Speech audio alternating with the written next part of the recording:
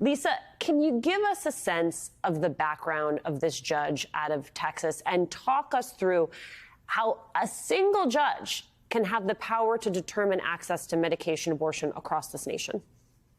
Sure. Let's start with the second part first, Alicia.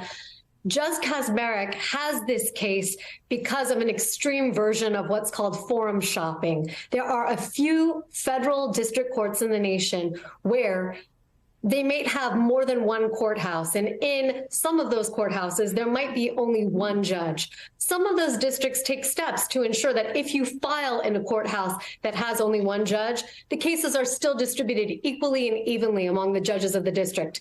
But the Northern District of Texas, where Judge Kacsmaryk sits, isn't one of them. And therefore, if you file a case in the Amarillo, Texas division of the Northern District of Texas, you will guarantee your case gets before Judge Matthew Kacsmaryk. Now, your first question was, who is this guy? Matthew Kacsmaryk has a long antipathy toward abortion rights and towards issues of gender and sexuality. He is a person whose mother worked in crisis pregnancy centers, whose sister found herself pregnant and stayed in a home for women who were unexpectedly pregnant until she gave her baby up for adoption, who was already debating how Roe could fall with now Congressman Chip Roy in law school, and then went on to litigate for the First Liberty Institute. He has a long, colorful history of anti-abortion activism, and that should concern people with respect to this case. Well, and Minnie, I mean, Lisa lays it all out there, right? This is not an accident that it has landed on his desk to decide.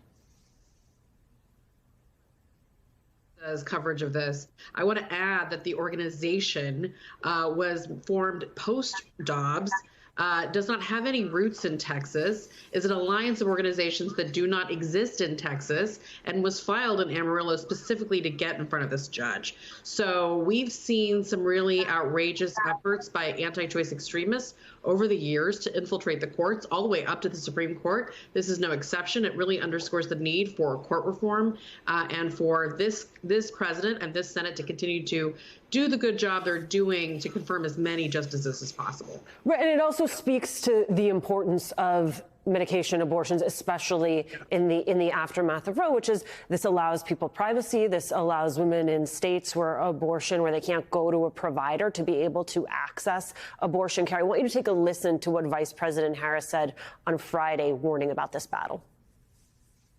There are now partisan and political attacks attempting to question the legitimacy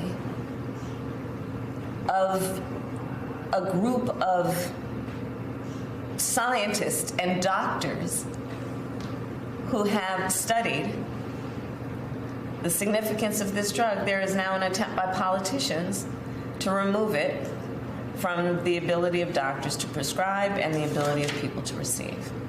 Minnie, I just want to underscore again, this is a judge in Texas, but the ruling does not just apply to Texas. This applies all over this country. What is at stake if access to this medication gets blocked? So I was in that meeting with Vice President Harris, and we had a lot of great representation from medical associations as well. The really critical thing to understand is this is essentially a backdoor national abortion ban. And what I mean by that is this affects states like blue states, like California, New York, Illinois, Minnesota, Colorado, that have taken steps to codify aspects of Roe and to expand access in the wake of Dobbs. So you might be in one of these states saying, hey, I supported a ballot initiative like in Michigan or California to codify and enshrine my access to this procedure. And yet you won't be able to access the most popular, safest form, safer than Tylenol, of abortion care, medication abortion care, if this ruling goes the way we expect it to go.